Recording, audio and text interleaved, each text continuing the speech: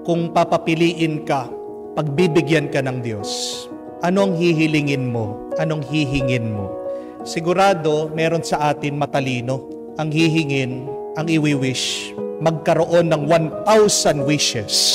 Di ba matalino? Yan ang problema sa paghiling.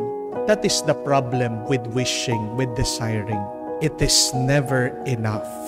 Kahit na pagbigyan tayo ng Diyos sa isang hiling, sa una lang tayo masaya. Pero kalaunan, tayo'y mababagot, tayo'y magsasawa, tayo'y mangangailangan ulit, babalik na naman tayo sa umpisa, hihiling at hihiling tayo. May napanood po akong palabas.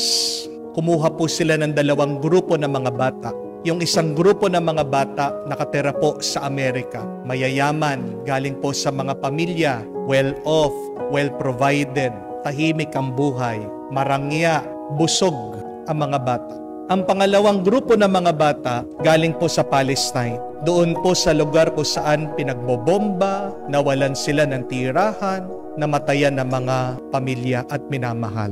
At yan po yung tanong sa kanila, what do you wish? Anong gusto nyo? Yung mga bata po na nakatira sa Amerika, ito yung sagot nila. Sabi nung isang bata, I wish for an iPhone. Yung isang batang lalaki, sabi niya, I wish to have $1 trillion. Yung isang bata, sabi niya, I wish to have a big mansion, a big house. Yung isang batang lalaki, sabi niya, I wish to have a Lamborghini, yung pinakamagandang sasakyan. Pero alam niyo po kung ano yung wish ng mga bata na nakatira sa Palestine, sa lugar na may gera, ng walang katahimikan, ng puro paghihirap. Sabi po nung isang bata, I wish makapasok na po ako sa klase, pagbalik na kami sa eskwela para makasama ko, makalaro ko yung aking mga kaklase at kaibigan. Sabi po nung isang batang babae, I wish makita ko po ulit yung tatay ko. Magsimula nung gera, nawawala na po siya. Gusto ko siyang yakapin, gusto ko siyang halikan.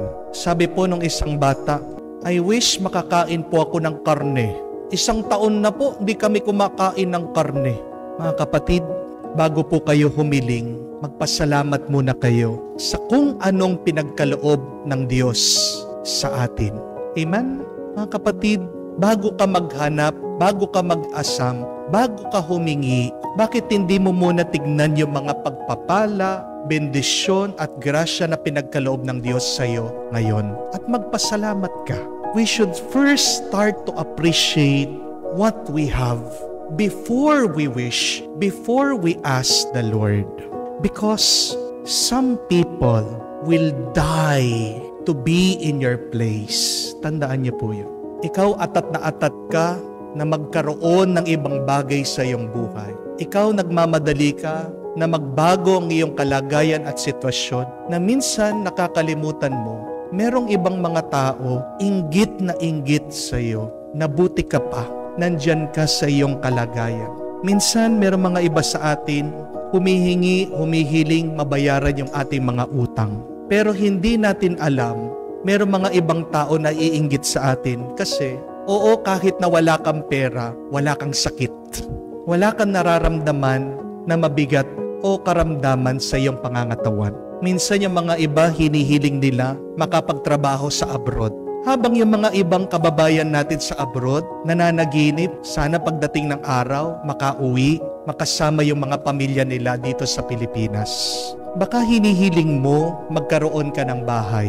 Pero yung mga iba, inggit na inggit sa iyo kasi kahit na maliit yung bahay mo o kahit na nagre-renta ka, nakikita nila na close kayo ng mga anak mo.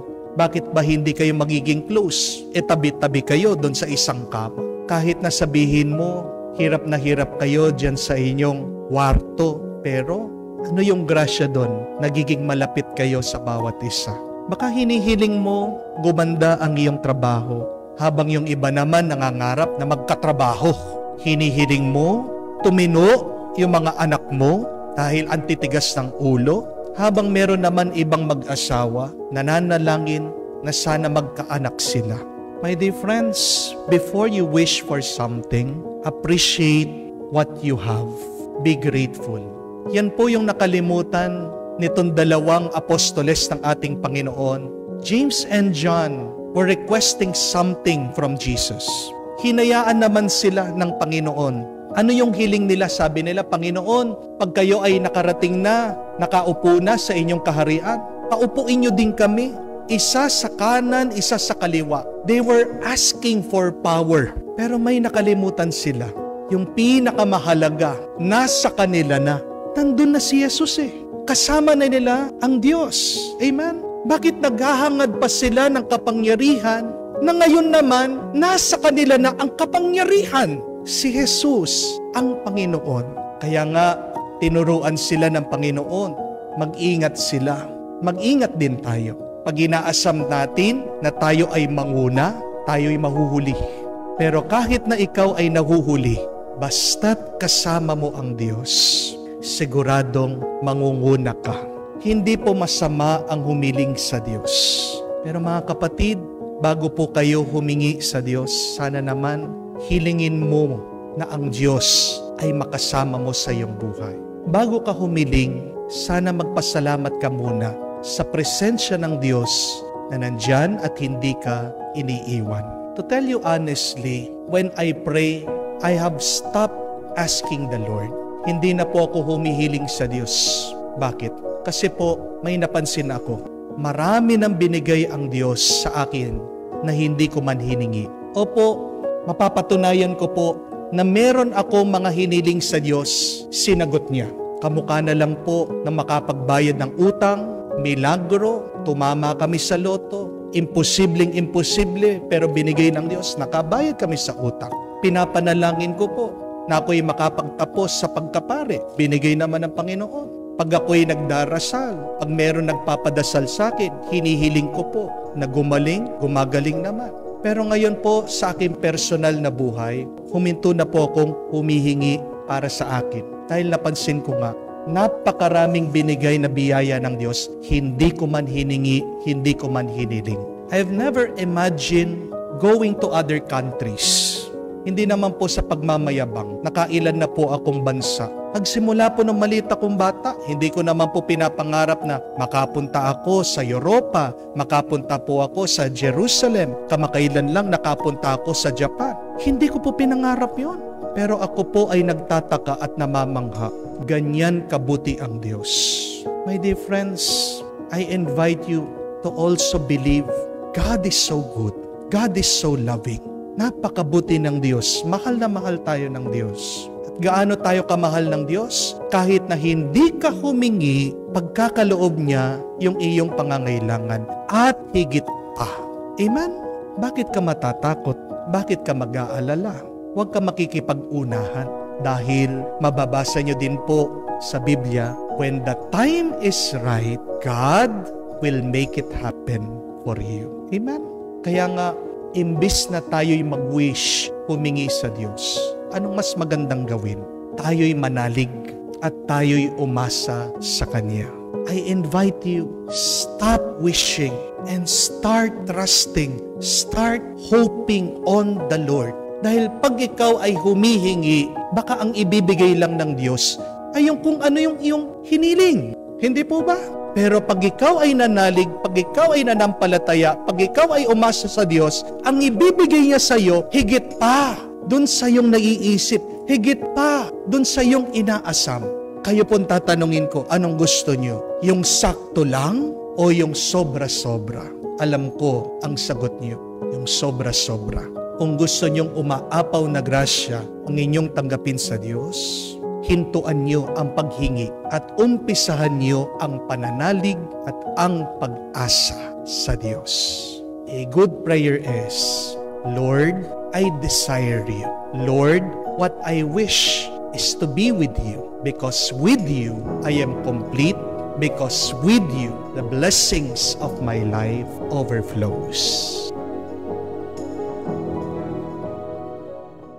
Kailangan po mag-ingat din tayo pag tayo ay humihingi sa Diyos, humihiling sa Diyos. Mag-ingat din tayo pag tayo ay nagtatanong sa Diyos. And why is it that we should be careful with what we ask the Lord? It is because of what we heard in the gospel for us today, that what we ask, we shall receive.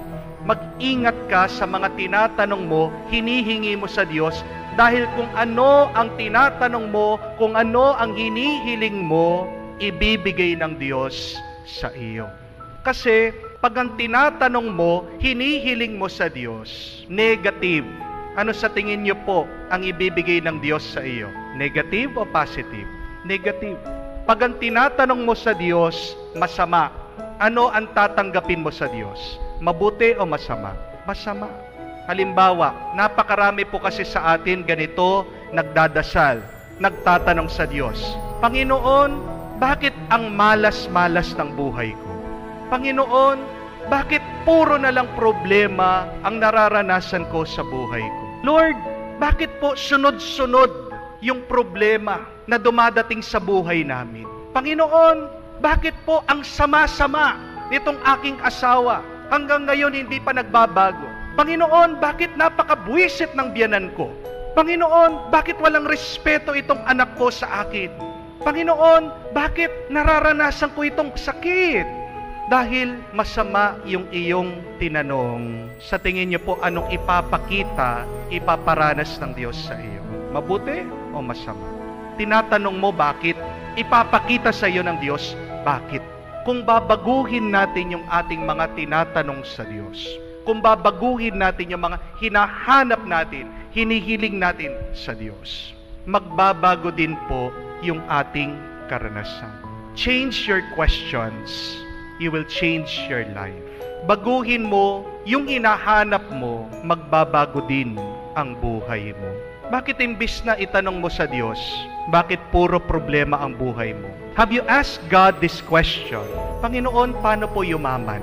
Meron ba sa atin nagtatanong na ganyan? Meron po ba sa atin nagdadasal na ganyan? Meron na po ba sa inyo humiling, nagdasal, nagtanong, Panginoon, paano ako magiging masaya? Paano ako magiging payapa?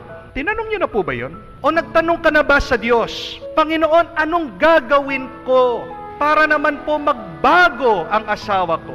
Panginoon, ano po ang gagawin namin para magbalik yung dati naming pagmamahalan? Tinanong niyo na po yun. Tinanong mo na ba sa Diyos, Panginoon, gabayan mo ako, anong gagawin ko para itong anak ko tumino? Lord, ano po kayang magandang gawin dito po sa aking biyanan na napakabwisit? What you ask the Lord, you shall receive. When you ask for positive things, you shall receive it. Pero pinapaalala ng Diyos sa atin, hindi mo naman kailangan humiling. Kasi mahal tayo ng Diyos. Kahit hindi kayo humiling, bibigyan ko kayo ng mabuti. Ang kailangan nyo lang gawin ay magtiwala kayo, maniwala kayo, at sumunod kayo sa mga utos ko. How can we receive blessing upon blessing? Mababasa po natin yan in the book of Deuteronomy, chapter 28. Sabi ng Diyos, kung susundan nyo ang mga utos ko, iaangat ko kayo laban sa mga ibang bansa. Iaangat ko kayo at bebendisyonan ko kayo. Lahat ng pagpapala, ibibigay ko sa inyo kung susundan nyo lang ang utos ko. Baka yan yung sagot sa palagi mong tinatanong, bakit ang dami mong problema? Bakit sunod-sunod ang problema? Yun lang, sundan mo lang ang Panginoon. Maging tapat ka lang sa utos ng Diyos. And the Lord will lift you up and God will shower you with every blessing from the heavens. Hindi mo kailangan magtanong. Hindi mo kailangan humiling. Ang kailangan mo lang gawin, magtiwala at sumunod sa Kanya.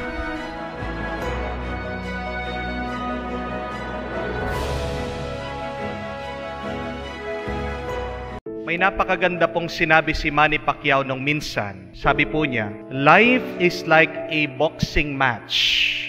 It is better to give than to receive. Ang buhay ay isang labanan. Mas magandang magbigay kaysa sa tumanggap. Dahil kung ikaw ay tanggap ng tanggap, anong mangyayari sa iyo? Manaknock out ka. Ikaw ay matutulog. Masasaktan ka. Di ka makakapagpatuloy. Mamamatay ka. Di po ba kayo nagtataka? Bakit napakaraming taong nalulungkot? Bakit napakaraming taong nadidepress? Bakit napakaraming taong nag-aalala? Dahil nakakalimutan nila itong katotohanan na ito. It is better to give than to receive. At saan po galing ni Manny Pacquiao itong kasabihan na ito? Ito ay galing mismo sa ating Panginoon na sinabi din, tinuro ni San Pablo, pinapaalala niya dito sa mga tao. Remember the words of the Lord Jesus. It is more blessed to give than to receive. Pinagpapala ang mga marunong magbigay kesa doon sa mga palaging tumatanggap. Sabi nga po ni Saint Francis doon sa kanyang panalangin, it is in giving that we receive. Pagmunihan niyo po yun. Pakaisipin niyo po yun. Bakit hindi ka nakakatanggap ng mabuti sa iyong buhay? This maybe you have failed to give. At alam ko pong iniisip ng napakarami sa inyo. Father, paano po ako makakapagbigay? Wala po akong pera, wala akong ari-arian, napakarami kong utang, napakarami kong problema. That is the problem with us. Because we associate giving with material things. Amen? Ang pagbibigay ay hindi lang makikita sa material na bagay, sa ari-arian, sa pera. You can also give spiritual things. Things of value. Like for example, your time, ang iyong oras. Pangalawa, your talent, yung iyong galing. Hindi nangangailangan na material na bagay yan. Hindi nangangailangan ng pera. Ang kailangan lang yan ay yung kagustuhang tumulong. Ang kailangan lang yan ay ang iyong presensya, ang iyong pagkatao, ang iyong pag-oo. Bakit hindi ka nakakatanggap? Baka hindi ka nagbibigay. Pakatandaan niyo po, napakasimple ng turo ng ating Panginoon. Mapapalad ang mga taong nagbibigay kesa sa mga kumukuha at tumatanggap lang. And one of the most important things that we can give to others is prayer. Ito yung ating narinig naman sa ating ebanghelyo. See how the Lord prays. Jesus was praying not for His own needs, but Jesus was praying for our needs. Yan yung pagkakaiba ng Panginoon sa atin. Pag tayo'y nananalangin, pag tayo nagdadasal, inuuna natin yung ating sarili. Nakakalimutan natin yung pangangailangan ng iba. Do you want to be blessed when you pray? Remember this. First, begin with thanking the Lord. Bago ka humingi, magpasalamat ka sa kung anong tinanggap mo sa Diyos. Amen? Pero pangalawa, ito din. Ask forgiveness from the Lord. Kasi hindi ka mabibigyan ng Diyos kung ikaw ay nabubuhay sa kasalanan. Kung ikaw ay babad sa kasamaan. Ask forgiveness from God. Be contrite. Be sorry, apologize, recognize your faults.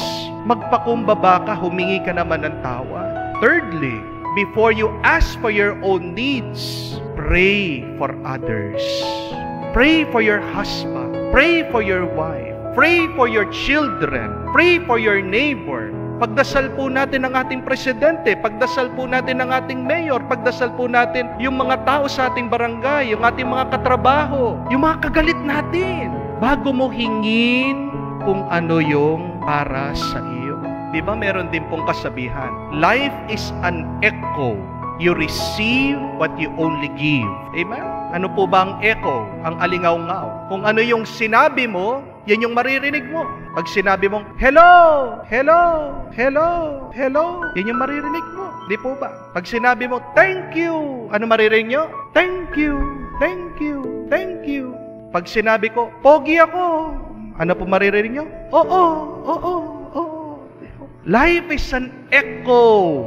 You receive what you give. That is why, look, tingnan nyo po, umagang-umaga, what kind of vibes, energy do you give out to the world? Pero mga iba kagising-gising pa lang nila, nagre-reklamo na. Amen? Tinatanong nila ang Diyos, Lord, bakit naman ang malas-malas ko? Lord, bakit ganyan ang buhay? Meron po akong kakilala. Nakikita ko umagang-umaga nagpo-post sa Facebook. Sabi niya, ang hirap naman maghanap ng pera. Pera, nasaan ka? Sabi niya, ang hirap mong hanapin. Ang hirap mong hulihin. Kaya ano pong expect nyo? Darating ba ang pera?